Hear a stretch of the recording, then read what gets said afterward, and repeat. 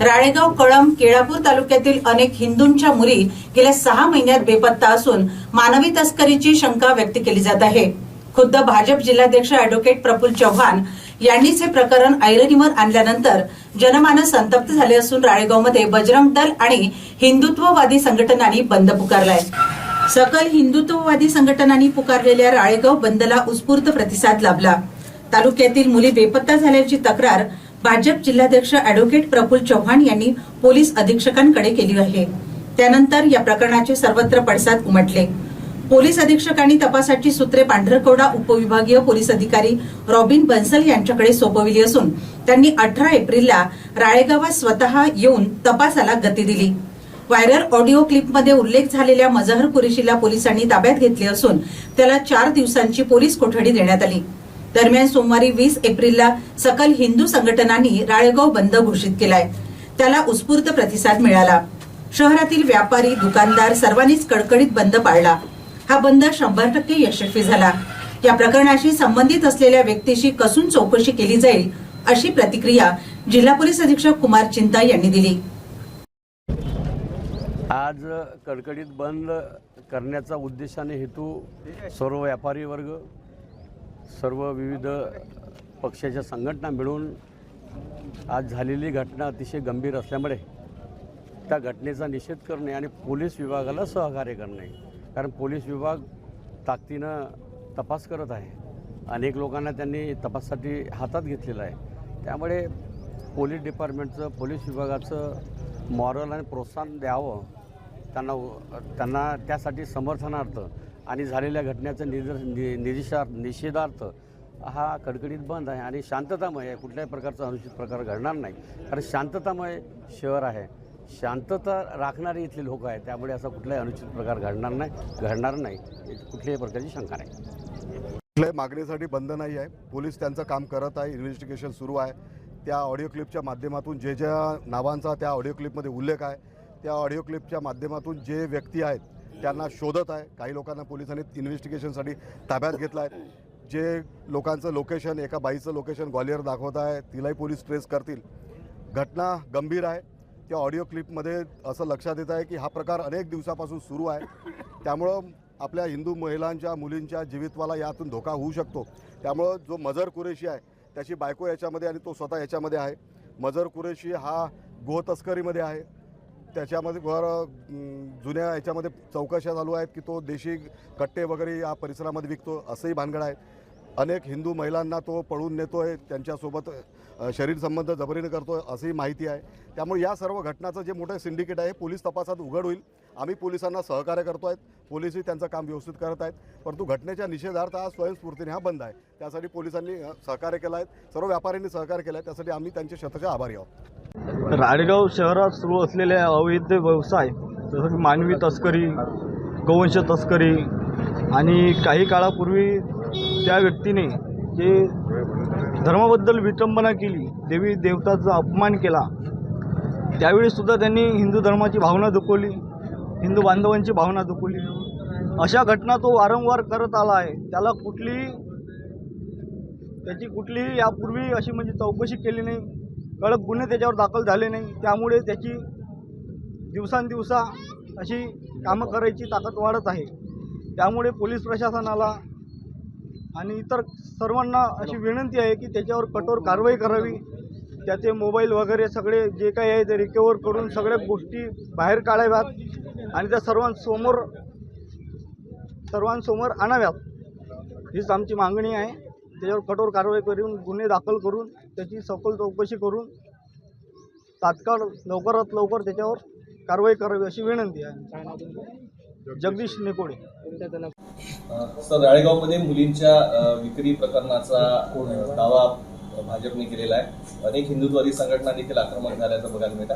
नेमकं काय प्रकरण आहे, काय वस्तुस्थिती आहे याच्यामध्ये पहिले 2 मॅटर मिक्स झालेला आहे। पहिले परवा राळेगावमध्ये एक बालविवाह होणार होता।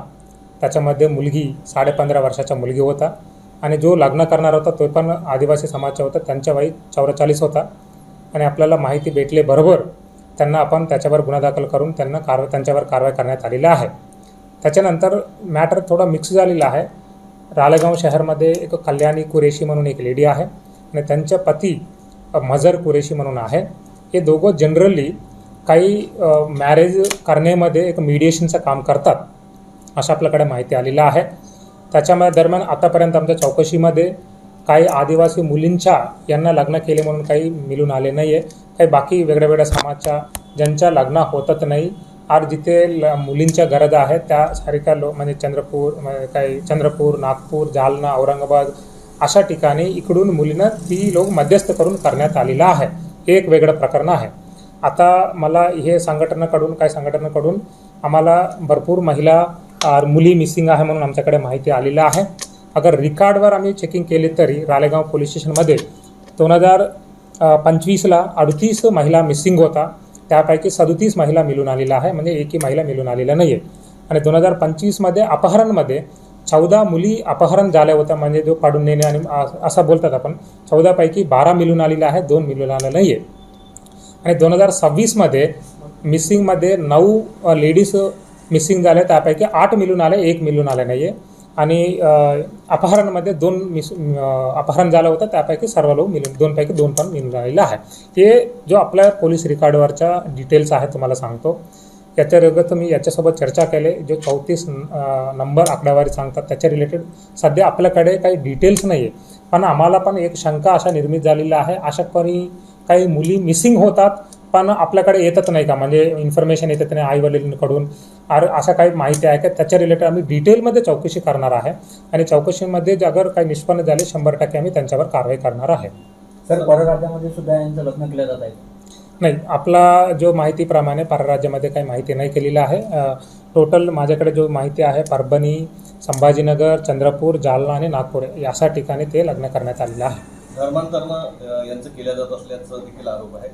यात काही आढळलं आहे का? आमच्यासमोर असा तर काही आढळून आलेलं नाही आहे, पण स्वतः ते कल्याणी कुरेशी आहे, ती हिंदू होता, ती याच्यासोबत लग्न केले शायद त्याच्यामुळे असा माहिती आलेली असेल, पण आमच्याकडे काही माहिती नाही आहे तसं. राळेगाव परिसरात शांतता राहावी आणि नागरिकांनी देखील आता पोलिसांवर विश्वास ठेवावा या दृष्टीने काय आव्हान आता? मी सर्व नागरिकांना आवाहन करतो, पोलीस डिपार्टमेंट प्रोफेशनल पद्धतीने निष्पक्षपात पद्धतीने चौकशी करतात. याच्यामध्ये जो बी निष्पन्न होईल आणि जो बी आरोपी निघणार आहे त्यांना आम्ही 100% सोडणार नाही आहे, त्यांच्यावर नक्की कारवाई करणार आहे. आणि मी सर्व नागरिकांना आवाहन करतो, या मॅटरला आता सोडून टाका, आमच्यावर सोडा, तुम्ही आमच्यावर विश्वास ठेवा. आता तुम्हाला इव्हन माननीय मंत्री विके साहेब पण बाईट दिलेली आहे, ते पण तेही सांगितलेलं आहे. आम्ही 100% पुढच्या आठवड्यापर्यंत डिटेलमध्ये डीप चौकशी, म्हणजे जो आरोपीचं नाव आलेलं आहे अशा आम्ही निष्पन्न करणार आहे की त्यांच्या फायनान्शियल ट्रान्झॅक्शन पण चेकिंग करणार, त्यांचं CDR पण चेकिंग करणार. असं पूर्ण सर्व प्रकरणामध्ये असं बघून आम्ही त्यांच्यावर काही निष्पन्न झालं तर कारवाई करणार आहे. सर, या भागामध्ये कल्याणी कुरेशी जी आहे ती व्यवसाय करत होती अशी माहिती नागरिकांकडून मिळत आहे आणि त्या माध्यमातून मुली पुरवल्या जातो त्या ग्रामीण भागातल्या, त्यांना फूस लावल्या जातो अशी माहिती पहिले आहे. आम्ही जो मजर कुरेशीच्या विरुद्ध एक तलवार सापडल्यामुळे त्यांच्या घरी त्यांच्यावर आम्ही 425चा गुन्हा दाखल करण्यात आलेला आहे. दुसरा तुम्ही जो बोलतात की अशा प्रॉस्टिट्यूशनसारखा म्हणजे मीडिएशन करतात तसा प्रकरण आमच्याकडे आले नाही आहे. अगर अशा कोणी पुढे येऊन आम्हाला तक्रार दिली अगर त्याच्या रिलेटेड आम्ही गुन्हा दाखल करणार आहे. आतापर्यंत या प्रकरणामध्ये किती जणांना चौकशीसाठी ताब्यात घेतलं आणि किती जणांना आरोपी या संपूर्ण विषयात केलेला आहे? आम्ही जो परवा चाइल्ड मॅरेज जो ॲक्ट आहे त्याच्या रिलेटेड बालविवाह प्रतिबंधक नियमानुसार कायद्यानुसार आम्ही गुन्हा दाखल केले. त्याच्यामध्ये 5 लोकांना आरोपी करण्यात आलेला आहे. आणि हे जो वेगळं प्रकरण आहे याच्यामध्ये एकही आमचाचा गुन्हा मजर कुरेशीच्या विरुद्ध दाखल करण्यात आलेला आहे.